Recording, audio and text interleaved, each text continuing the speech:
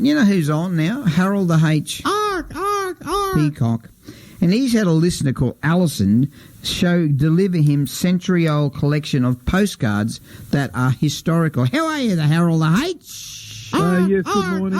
Hold on, there's an arc. There's an arc. Now tell us. He's Damien arcing up. Good morning, Danny and Damo. Great to be here again. Now tell us about Alison and his collection of postcards. Yeah, look, I've got to thank the listener, Alison. She got in contact and allowed me to research a collection of 185 postcards. Wow. All of them more than 100 years old, and mostly from between 1904 and 1913. They were originally the collection of a girl called Dot Martin from Fortitude Valley in Brisbane.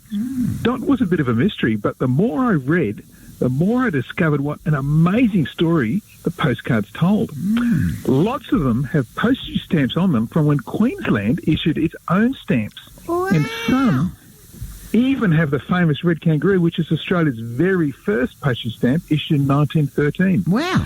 Now, most of the postcards are photos of the stars of stage and screen from back in the days of silent films.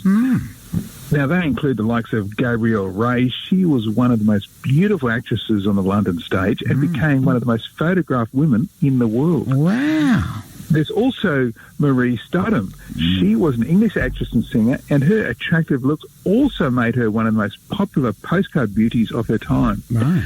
And, Danny, you might remember Billie Burke.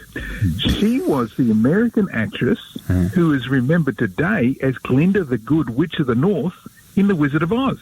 Are you kidding? How old do you think I stink and am? Oh, well, surely you've seen the replays. Anyway, there was the English actress and singer Gertie Miller, who in real life famously became the Countess of Dudley. And there's also the Australian actress Carrie Moore, who was famous on both Australian and British stage. Wow. And in 1912, she even appeared here in Ipswich in a musical comedy at the Ipswich Town Hall. Oh, get out. Now, Dot's brother, Larry Martin, he worked in the theatre and gave her promotional cards of some of his favourites at the time. Now, these included Tim McCoy, who starred in B-grade westerns and was even on the front of a Wheaties cereal box. And, of course, there was Buck Jones, who was one of the top cowboy actors of silent films. Right. But amongst my favourite postcards souvenir cards of the coronation of King George V and Queen Mary in 1911. They're just beautiful pieces of history. And there's a postcard written by Dot's brother Larry in 1917. It was written from the front in France during the First World War. Larry was later gassed just weeks before the end of the war. But what's great about his postcard is the illustration on the front. Yes. It's of a British soldier wearing a full kit and a gas mask. It's just a wonderful example of Georgian cartoon art and spookily a prediction of what would happen to Larry himself. What happened?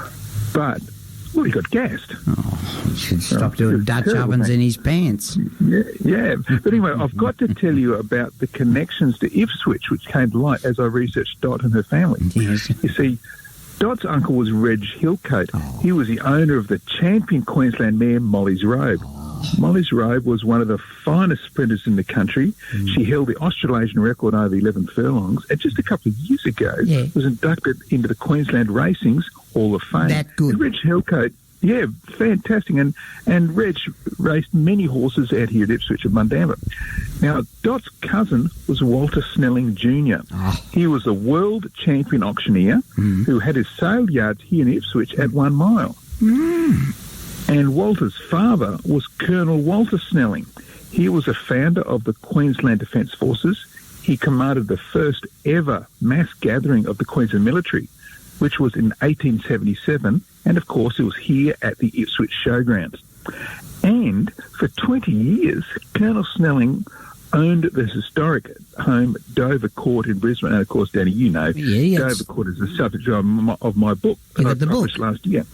That's right. So I really want to thank Alison for sharing those sensational postcards with me, and also to our other listeners, you contact me all the time and share some magnificent history that I'm going to share you with you in the coming weeks. It's just so exciting when people find this history hidden at the bottom of the drawer and then share it. Those postcards, they're priceless, aren't they? They are priceless. They're history in one frame. And you're going to keep them or give them back to Alison? You're going to give them back to Alison? Absolutely. Well, they're hers. It's their collection. She inherited them, but just they have a fantastic story. Yeah, so don't throw old things out.